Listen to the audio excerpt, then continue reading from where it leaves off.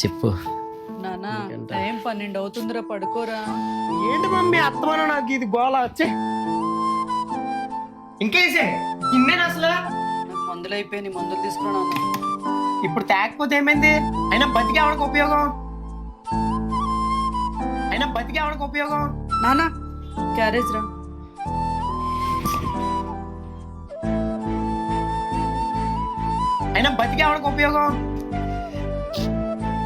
ఏంటి ప్రియా, పెళ్లి ఫిక్స్ అయిందా?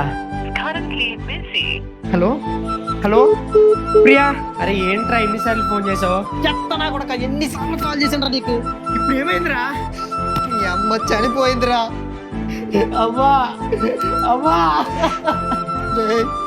అమ్మ లెటర్ ఇచ్చి చూడరా. అరే నాన్న, నిన్ను కష్టపడి పెంచానురా.